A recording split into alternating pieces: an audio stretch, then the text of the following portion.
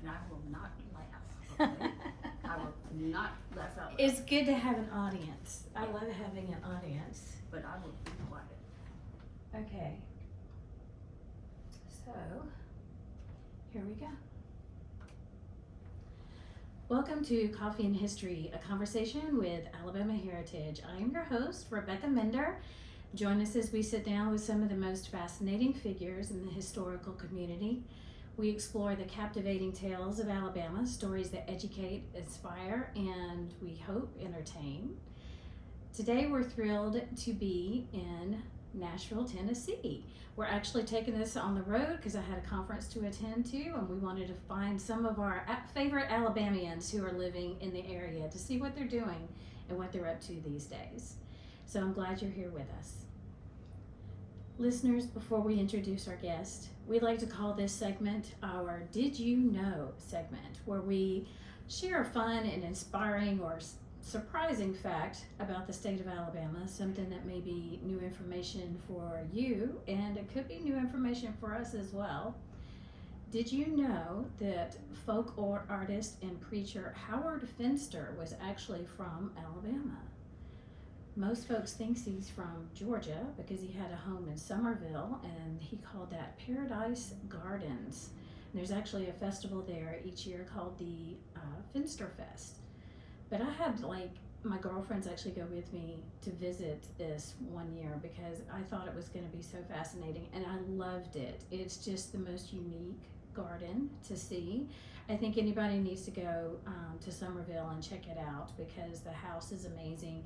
His artwork is amazing, and so of course I had to buy a piece to bring home with me. So if anybody is interested in maybe writing an article about Finster Fest or Howard Finster, then please give us a call and let us know. And of course, if you're going to write an article, I'm referring to our quarterly print magazine.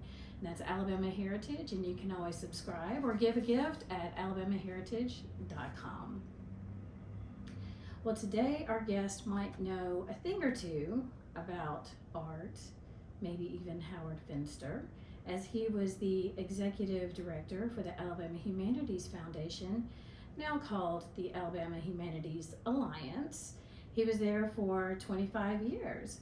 But before that, he worked at great institutions such as the Huntsville Museum of Art, the Smithsonian, and the Birmingham Museum of Art. He holds degrees from Emory, Boston University, and Amherst College. Please welcome to our podcast the one, the only, Robert, also known as Bob Stewart. Welcome, Bob! Thank you so much, Rebecca. Glad to be here. We're so glad to have you. And it's so nice to be back in the South as opposed to my years at Amherst College where I was known as Reb. Reb? Oh, because you were from the South. Absolutely. That's kind of amazing. Well, you seem like you're a good Southern boy, so Thank you. I'm not sure if Reb is actually a good nickname to have or not. I mean, because Ole Miss got rid of it, and then they brought it back. So I don't know. Well, Ole Miss is a whole nother story. I don't carry the nickname with me any longer, except with my friends from college. Well, you do now because everybody in the world's going to know that's your nickname, and we're going to start calling you that every time we see you. So did you ever have a chance to meet Howard Finster or to work with him? No, I did not. I know he passed away, I think, like in early 2000 or 2001. I did not. My background in the humanities certainly encompassed the arts, and I worked in art museums, but that's a smaller slice of my academic interests as opposed to history and literature, and to a lesser degree architectural history, interestingly, working in historic preservation as well. So in the visual arts and folk arts and specifically, did not have the opportunity to know about Howard Finster and his work, and we'll certainly put his home and garden on the list of places to visit. So you haven't been to Somerville? No, I've not. It is really cool. I mean, so once you go there and once you see that inspiration, then maybe Bob, or should I call you Reb, maybe you could write an article for us about it, because that would be really interesting, and I think our readers would love it. I'll put that on the to-do list. I'm sure you have lots of things on your to-do list, and that's probably one of the last things that that you're gonna have time for. But it could be really interesting, and I loved it. It was fun. It's quirky, and is it a residence that you can imagine a folk artist might want to live in. So I love that. All right, well, right in front of you, as our viewers can see on YouTube, is a recent issue of Alabama Heritage Magazine, and you wrote a great article for us with that. And I know it's part of this research that you've been working on, and you've done presentations with OLLI, which is the Osher Lifelong Learning Institute, right? And so you've done that, but also with the Alabama Historical Association. So tell us more about that research and the project that you've been working on. Well, I do serve on the volunteer speakers bureau for the Alabama Historical Association, and I developed this presentation and then later the article that I'm very, very grateful that you included in the latest issue. The article is basically a slightly abbreviated version of my oral presentation. And it's one of two presentations that I do that incorporate my interests in retirement. I've been retired for more than a decade now, and I have a wide range of interests, some of which are right here in Nashville, other which, such as the presentations and article, take me back to Alabama. Both of them incorporate family history, a bit of genealogy, though not sort of the technical aspects and the precise details of genealogy, but family history in the context of larger themes and topics in history. The one that appears in the magazine deals with my family history, and specifically a little-known Civil War battle that took place in the small Talladega town of Munford, that occurred after Lee had surrendered. And in the battle, the last confirmed Confederate soldier killed in action died there. And see, to me, that was an interesting, I didn't even know that. And so that was great to know that history of the actual battle and, that happened here in Alabama. But then for you to be able to tie that in to your own family history, I just found that very fascinating. And it's not a connection in the family line to right, because you're not related to them. Not related to the man. Right. But and I would encourage everyone that has a subscription to take a look at the article. And if you don't have a subscription, get a subscription, and then you can read and learn the full story at alabamaheritage.com. But it boils down to a building that is right next to where Lieutenant Buttram is buried, his remains having been excavated by the University of Alabama archaeologists in 2019 and reinterred next to a little house where my parents and toddler brother were living. It was actually a community center when I was born, and brought home to live there in the little community center in a stone's throw away from Buttram's remain, and the marker that the United Daughters of the Confederacy put up in his memory in 1914. The other presentation, which I haven't submitted as a possible article for Alabama Heritage because let's just say yet. Well, with we're always looking for articles, and you're great for us. With the understanding that much of the history in that is actually Rhode Island and Louisiana, and it is my wife's family history. It does have, and I won't try to get into the weeds on that story. But it actually involves, and I have delivered this presentation, it involves issues of slavery, the slave trade, and interracial family relations. Wow. Leading all the way down to, and I know you'll find this of interest, all the way down to, my wife is distantly related to two important figures in popular culture. Ooh, Taylor Swift? Patrick Swayze. Patrick Swayze. Nice. And Rick James. Rick James. Wow. And that's because there's a whole African American side of my family that we discovered in doing that research. That's amazing. So I'd be happy to write an article with the understanding that it will include a lot about Rhode Island, going back 4 generations in her family, and then Louisiana, leading up eventually to Birmingham. I think that's fantastic. I mean, I think, you know, we used to have a department in our magazine about genealogy, and it was, you know, interesting because a lot of people were trying to connect those dots. But, you know, when you talk to people about history, a lot of times they get turned off and they're like, I'm not interested in history. That's not, you know, that sounds boring to me. But then you start talking about genealogy and they perk up. And they get really excited about it, and they're like, oh, that's right, because I was working on my, you know, tree, and I saw that I'm related to this person, or my family came from, you know, Maryland or whatever. And so it's like, you know, that's history, right? I mean, so you have to remind them that there's so many elements that fascinate them, that what they're talking about is history. And so, like I mentioned, you know, you've got a book by Frances Robb in front of you, and one of the things that she was great about doing too is like looking at photographs and being able to determine if there was nothing written on the back of a photo, which a lot of families don't do anymore, and just trying to find, you know, elements within that image that is identifiable to a time period. So maybe she can explain, well, this is probably from the 1840s because of the chair that they're sitting in, or the dress that they're wearing, or the hat. And actually, that research on my wife's family history, by the way, her name is Lida. She's named for her great grandmother, Eliza Davenport. Nice. Cotton was and her nickname was Lida, and she was born on a slave plantation in Baton Rouge, Louisiana, Wow. in 1842, and moved to Birmingham in the 1880s with her Confederate veteran physician Right. husband. And that research really did begin with a photograph that Mhm. Frances Robb helped us date and confirm the identity. And it's a painted photographic portrait of Eliza Wow. when she was in college in Cincinnati, having gone to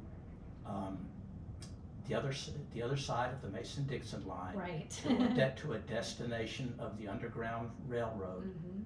leaving her family behind on the slave plantation with 100 African American slaves to go to school in anti-slavery And what- Cincinnati. What year was that? 1859. Wow. 58-59 was when we agreed that the photograph was taken. Right. Eliza had to go back home after her father died, and of course the war broke out and she never returned to college in Cincinnati. But just real quickly, she had a brother. Their grandfather, who's been my focus, Mhm. was Captain Josiah Davenport, a Rhode Island sea captain who made his way through a variety of unusual circumstances to Louisiana. But so Eliza was his granddaughter. She had a brother who was also named Josiah, and Josiah had an African American common law wife after the Civil War. Wow. They couldn't marry in Right. Louisiana, Right. but they had children, and it's their descendants that we've met, gone to their family reunion as the only white That's people amazing. there Right. in New Orleans. And were you accepted? Were Oh, they like? absolutely. Did they question like? Yeah, Absolutely, I don't think you're part of this.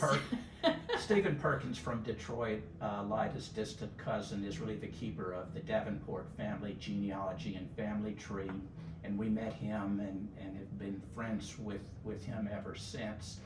And he, of course, invited us to attend the family reunion, and he's the one that confirmed that Lida's related to Patrick Swayze and Rick James. You know, it's amazing because it's like I feel like sometimes you have to retire to be able to have the time to work on these types of projects. You know, because I have a friend who's doing her genealogy, and she'll post something on social media saying, well, I'm trying to find this one guy, and then 6 weeks later I'll see another post from her. It's like, oh, I found him. It's like, it's been 6 weeks, I mean, because you go down these rabbit holes and then you want to confirm to make sure it's accurate. And if you're trying to pull information from somebody else's tree on an online database, it may not be accurate. And so it's just really, I think it's a lot of fun, but I can see how it would go down a big rabbit hole. Well, in our case, the holes have been to Savannah, Wow. to Mer Rouge, to Little Compton, Rhode Island, and even to London, England. Wow. That's So great. we've had physical, actual trips to chase down these. Oh, now see, I love that. My family, now I've got the genealogy from my dad's side of the family. My maiden name is Todd. And so I know, and we have like this big document. We came from Maryland. And so it's passed down. Every generation gets a copy of it. I think you can even get a copy of it on Amazon now. But with my mom's side, it's less known as to what her background is and her genealogy. We did our DNA before she passed away, so I at least have that. But it's one of those things that when I retire in 11 months or 10 months from now, when I retire, that's when I'm hoping to be able to devote more time to it, just to see. Please And do. our family, my dad's family came, a lot of them were in Plantersville, Alabama, Mhm. and that's just, I would say, north of Montgomery, northwest of Montgomery, and near, what's the name of the town? That's a bigger town there, but anyway, it's northwest of Montgomery, and so Prattville. yes, yeah, close to Prattville. And so there's a couple of houses there and I mean, this community is very small. And we did an interview with someone on our podcast recently, and he was from Plantersville, and I was like, we could be related. You never know. But it's just fascinating to me, and I think that's really cool. The only famous person that I know that we've been told we're related to is Mary Todd Lincoln. Oh. And so I think it's because I'm a crazy person, and so she was considered crazy in her time, so maybe that's why. Well, Lida is actually related to Lincoln's Secretary of State, William Seward. Well, there you go. We have this whole parallel lives living together. But Rick James, I don't know if I can top that one. Man, that's very cool. Very cool indeed. So, Patrick Swayze, though, has he passed away? Is he still Yes, around? yes, Okay. he died several years ago in a little bar not far from us in our neighborhood in West Nashville. Oh, The bartender was such a fan that he started an annual Patrick Swayze Day, and it's one of the great events. do you go? We've been a couple of times. Nice. Oh my goodness, that's so cool. Well, that's very interesting, and I think I would love to see that. So if you get that formulated into an article, I think you need to call us. I'll give it a shot. I mean, I think a lot of people would love to hear that. So, but I wanted to talk a little bit about how you got to where you are. So it seems like you worked all over the East Coast. You were in like Salem, Massachusetts, then you were in Washington, D.C., and St. Augustine, Florida. But you originated in Alabama, correct? In Munford to begin yes, with. right. So, but Tuscaloosa mostly. yeah, and so, working on that whole eastern coast from the top to the bottom, so what brought you back to Alabama?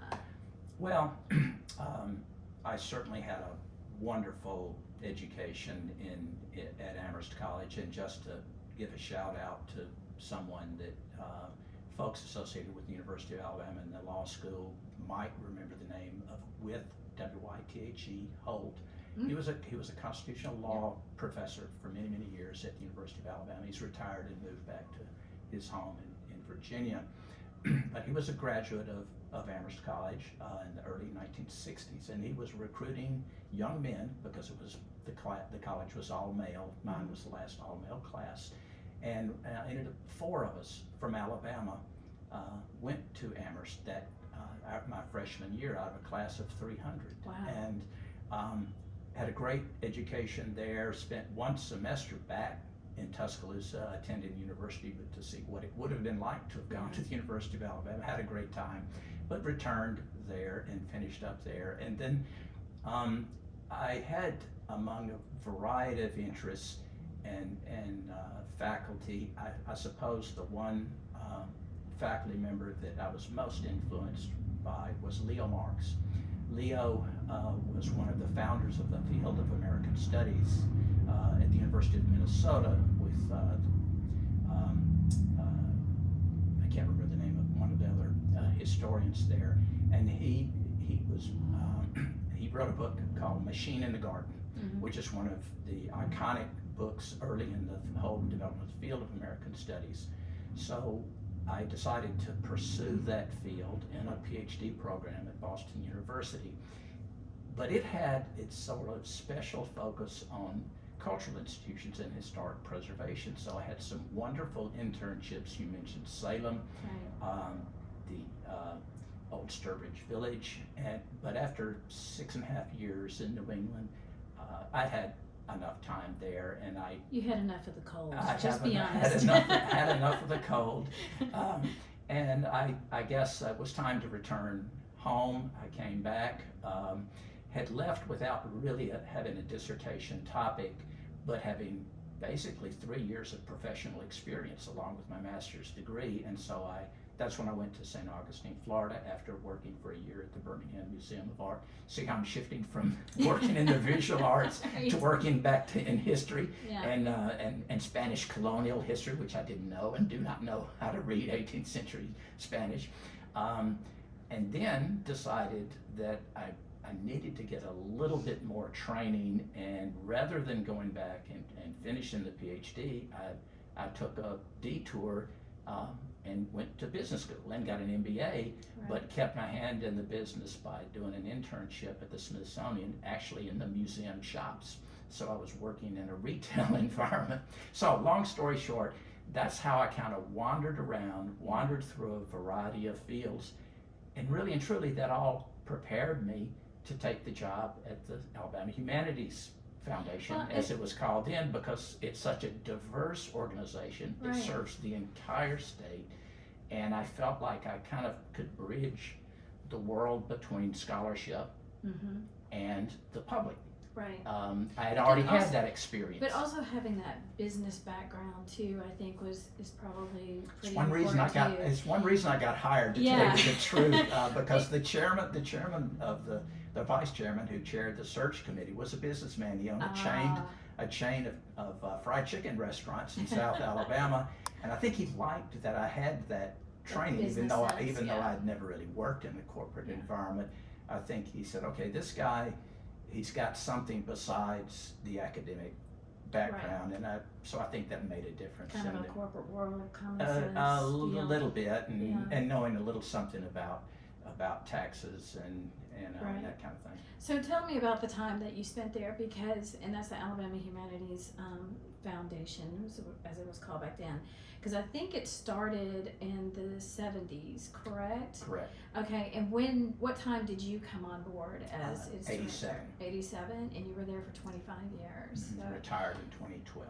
Okay, 2012, wow. So what types of different programs was the humanities doing at that time? And because I know it's kind of evolved over the years, and there's different things that's going on. Did you start the awards program that they have? And just tell me a little bit about what you did and well, I guess I'm sorry to interrupt, but were you the second director? Third. You were the third director. Third director. Okay. When I was hired, it was actually housed in the men's dorm at Birmingham Southern College. So it's pretty small. It was pretty small, but they had made the decision already to move to a space at Samford University, and then later we bought our own place. We ended up, in my last several years, leasing space from the American Cancer Society. But what the particular programs that I'm most proud of that we undertook, and I give all of the credit to the board and the staff and the outside scholars and other people that helped put it together. I just kind of wrote the reports and signed the checks and tried to do as good a job as possible and keeping sort of a lot of balls in the air at the same time. We had a program of teacher institutes, and we called it SUPER, which stood for School and University Partners for Educational Renewal. And it's very much like a lot of the state humanities councils do, and the humanities does still in Alabama. With the one difference, we did branch out into other disciplines and other fields, such as we did language immersion programs for foreign language teachers. We did summer institutes on the Middle East, on China. So we did try a lot of different things to serve a wide range of middle and high school teachers. So I'm really pleased about the impact that hopefully we had with teachers. I love that, the summer institutes are still, I don't know if that was your origination, your thought, but I love that the idea is still in fruition, that they're still going with that program. Yes, because they I think are. it's so important for teachers, because I was a school teacher for about 5 years. I taught 8th grade. God. What field? I was the English language arts Okay. teacher Mhm. at a parochial school, and so it was, I mean, I had the external, experience from working in a corporate world before I came to the school to be a teacher. And I felt like some of the teachers, it was really good for them to have these opportunities in the summertime, to be able to take these different sessions and go to these learning institutes to learn about a lot of different things that are in the state, because you can teach everything that's in the book, but unless you go out and see it, and because they do field trips and these types of things. I mean, I've taken some teachers on a field trip for the Tuscaloosa Civil Rights Trail, and for them to actually be able to see it, and for them to hear from some of the foot soldiers and things like that, I think is so important, because then they can bring the passion that they're seeing from these foot soldiers back to the classroom.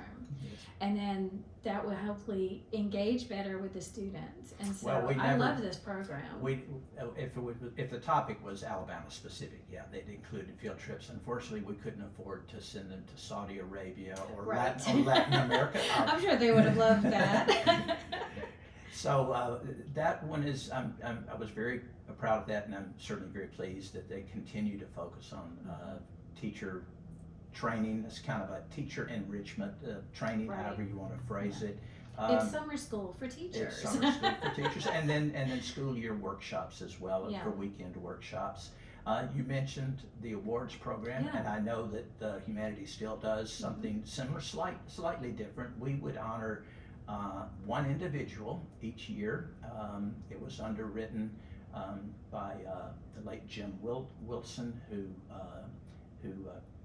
developed the Winfrey Hotel in Galleria In Birmingham. in Mall, and he underwrote it, so it always took place at the Winfrey Hotel.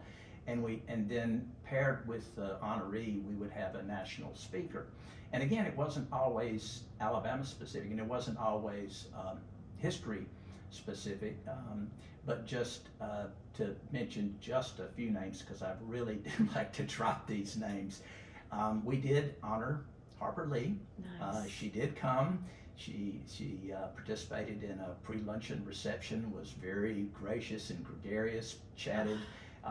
She didn't say much when she accepted the award. I don't think she said much for years, No, so no, I don't she think did I wouldn't not. take it personally. No, we expected that. I suppose all the audience was sitting there. What is she going to say? Is she going to reveal something about To Kill a Mockingbird? And all she did when she got up, and the late Wayne Greenhaw, who was on our board, who presented her with the award, she just said, "From the bottom of my heart, thank you," and sat down. Aww. But that was fine. That was That's sufficient. perfect, That though. was sufficient. Yeah. Probably the biggest name as a speaker that we had was Toni Morrison, and Oh. that was kind of a She's coup. That was kind of a powerful, coup. And what in that instance, we had the experience of working with the agent and I guess you say the booking agent for Roy Blunt Jr., the Southern humorist, and she used the same agent. So we went to the agent, and she took the proposal to Ms. Morrison. This was in 1998, and we Okay. were celebrating our 25th anniversary, and we were doing a symposium on storytelling. And it turned out, and we did not know this until she came, she actually, for that, it was an evening presentation at the Alice Stevens Center at UAB. She revealed that her mother was originally from Alabama, from the town of Greenville, Alabama. And she read from her first editing project she did. I guess Random House maybe was her first job was editing with Random House. and it was a project called the Black Book, and it was kind of an exploration of African American culture. Right. And in that, she had revealed that her mother had, as a baby, had traveled north on the train from Greenville up to Lorain, Ohio, which is where Tony was born. And there's an interesting side story I won't get into, but to be with her in a kind of a VIP behind the scenes tour of Right. the Civil Rights Institute and going to a barbecue restaurant the next day.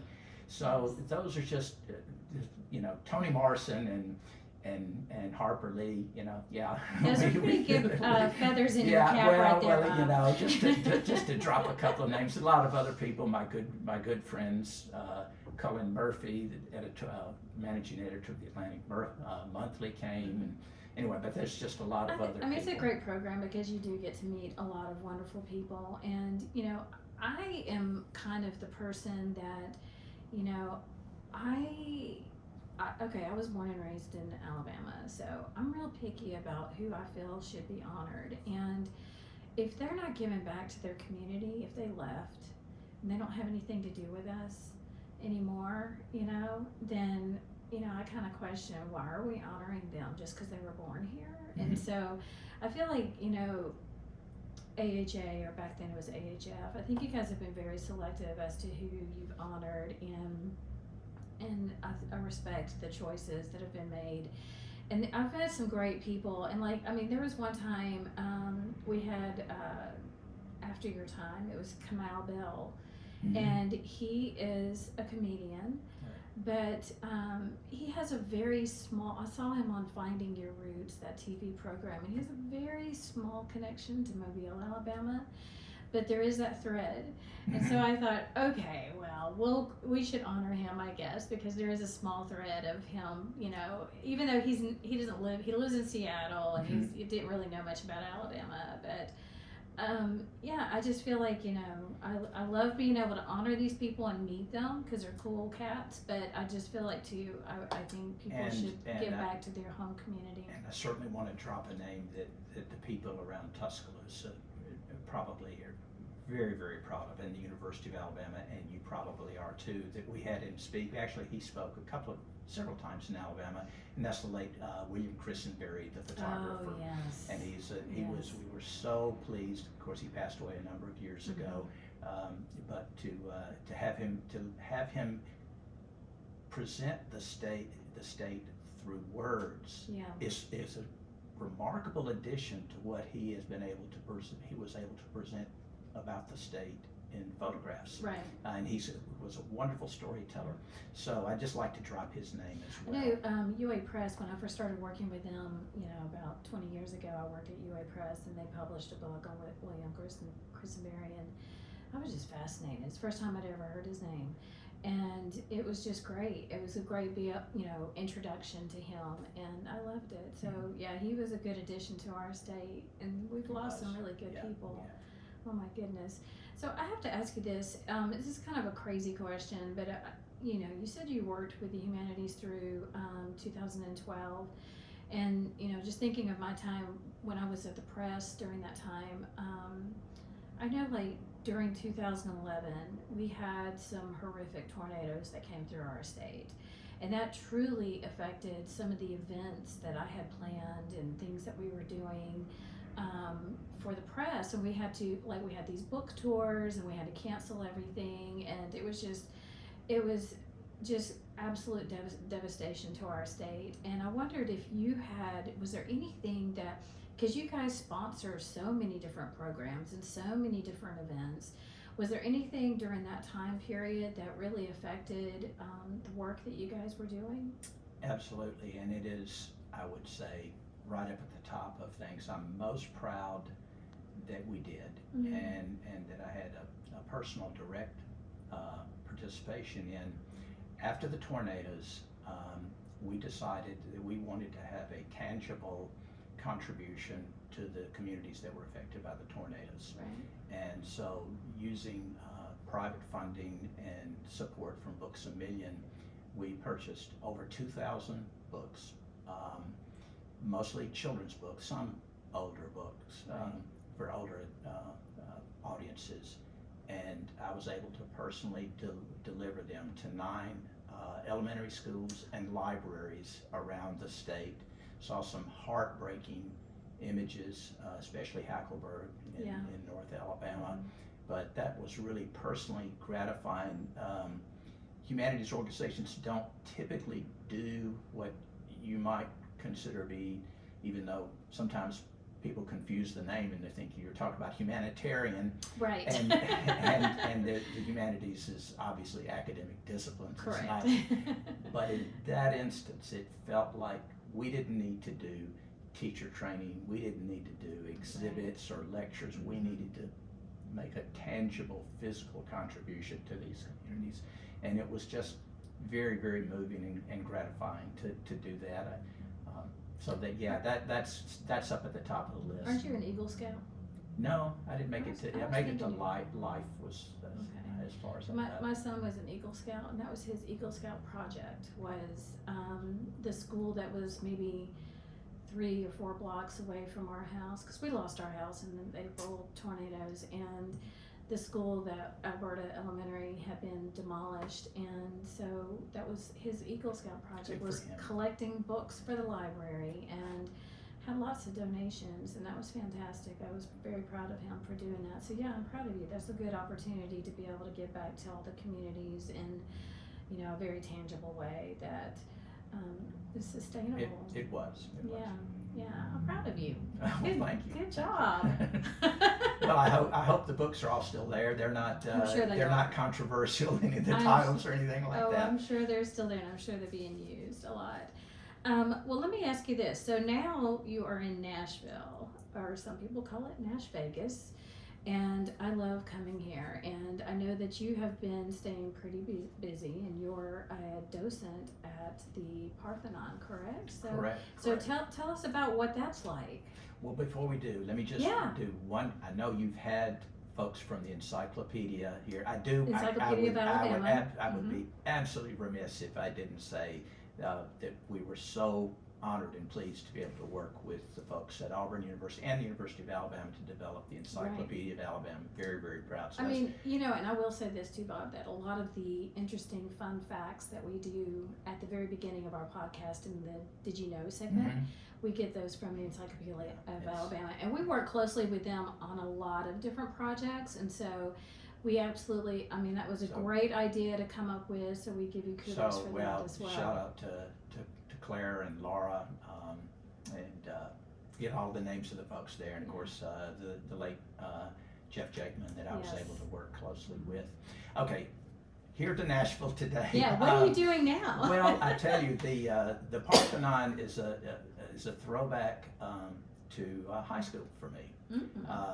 When I went to college, I was initially going to be a classics major because of the influence of one of the absolute best teachers ever teach in Tuscaloosa High School, the late Olivia Fines, and I had 2 or 3 years of Latin with her, and changed my mind after I got to college and didn't really pursue classics.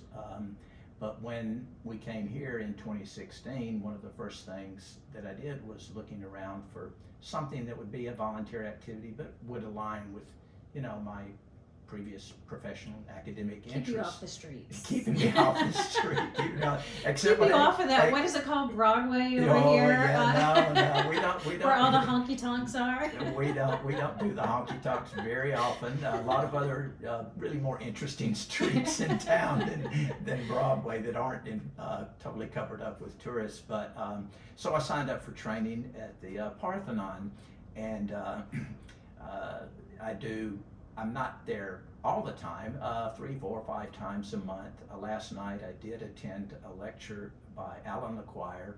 Alan is the sculptor that created the iconic, colossal, 42-foot tall Athena statue in the Parthenon. And anyone that comes to Nashville, don't miss the Parthenon, because yes, there's plenty of low culture in the bars and honky tonks, but treat yourself to a little high culture by going to the Parthenon, which has, I think, close to 300,000 paid visitors a year. Wow, that's amazing. But Alan spoke about the 8 years that he took to create that statue. Wow, that's a really long time. Yeah, he said that when he was first, he won the competition as a young sculptor out of Vanderbilt in '81, I think, and he told them he could do it in 18 months, but you don't set out first to do something that the archaeological community,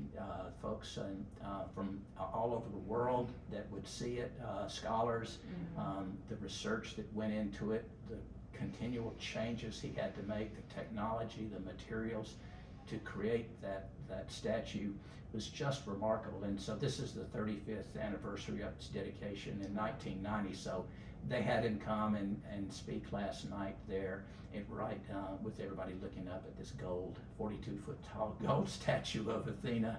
And so I'll talk, in fact, tomorrow night I'll be sort of manning a table at a reception there, just to be there and answer questions of folks that may be wondering about that. So I really do enjoy, spending some time, not a lot of time, but some time at the Parthenon.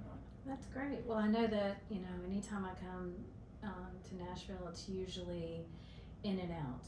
I'm coming in for a concert, and then I'm turning around and going back either that same night or the next morning. And so I've driven past it, and then I took pictures and I posted those on social media, and the first comment was from Bob saying, "You should have called me and I could have given you a tour." And it's like, I need to. I assume your schedule doesn't allow for that today, or I'd be happy to take you over there. I would love to sometime. Yeah. Well, we'll coordinate. We'll coordinate. Yes.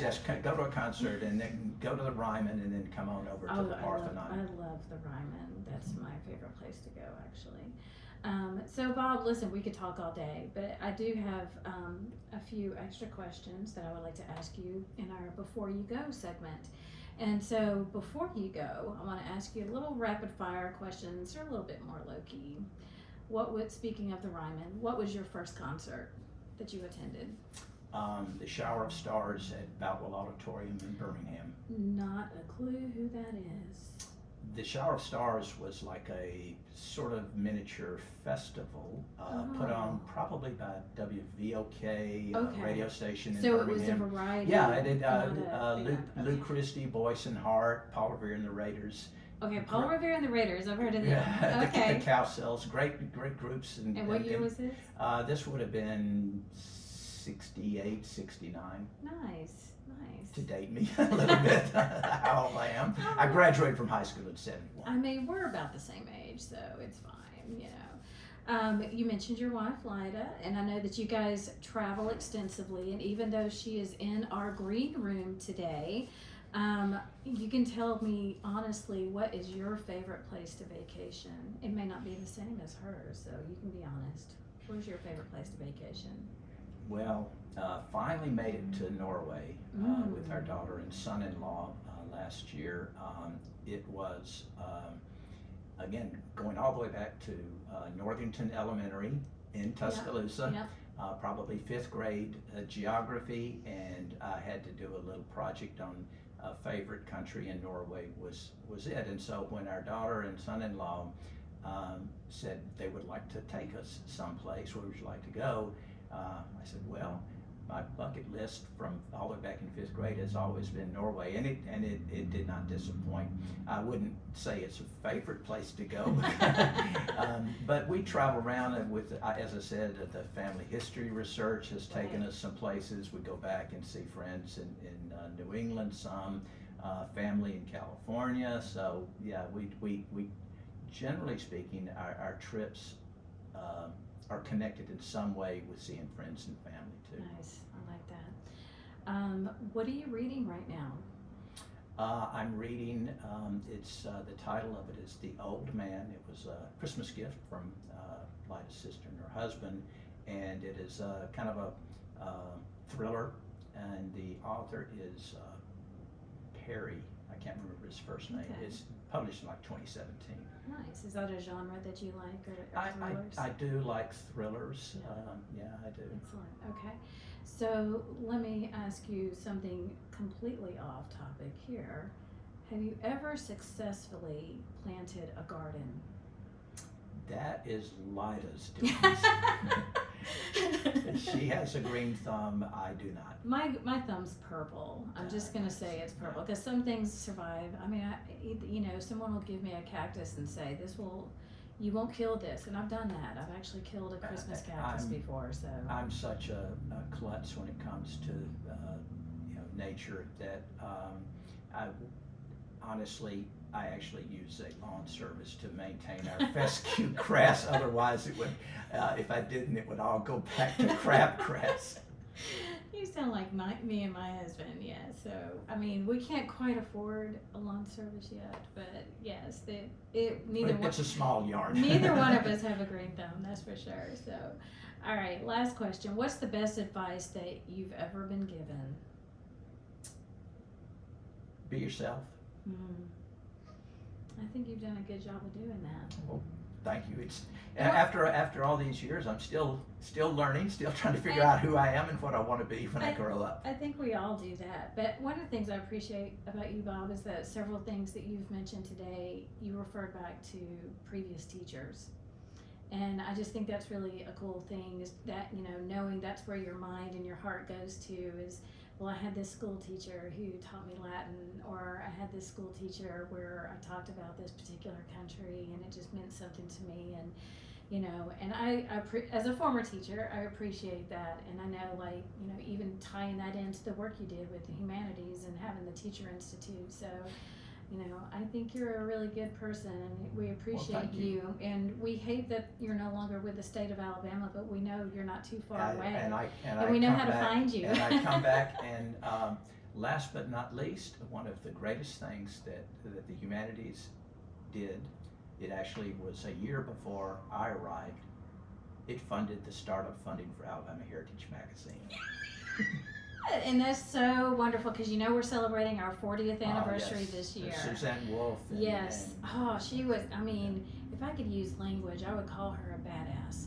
So I just said that. But she, it was so amazing to have her really be determined, because this magazine, it started in 1986, and around 1989 they thought, that was fun, but we're done with that now. And really, it was the entire historic community who kind of rallied around us and realized what an asset it is to the state. I'm so glad to see it's going strong, and that you're adding a little multimedia to the I whole know. endeavor. We're reaching new audiences with this podcast, and we're really having a good time doing it. So hopefully people are enjoying listening to it. We've heard some great, responses from it. And I know if you've never gone viral before, Bob, after this interview, you're going viral. I'm not so sure. Thank you so much for having me. It's been a real pleasure. Well, it's been a great time talking to you. So we want to thank our guest, Bob Stewart, for joining us today. We also want to thank you, our listeners and our viewers, for joining us for this edition of Coffee and History, a conversation with Alabama Heritage. You can find our podcast on our website at alabamaheritage.com or wherever you listen. And you can watch us on our YouTube channel, where we post extended video versions. Until next time, we'll see you. But for now, I think I need some more coffee. So bye, everybody. Great job, Bob. Oh, well, sure. That was excellent. Well, Yay! thanks for having me. Good job. Well, you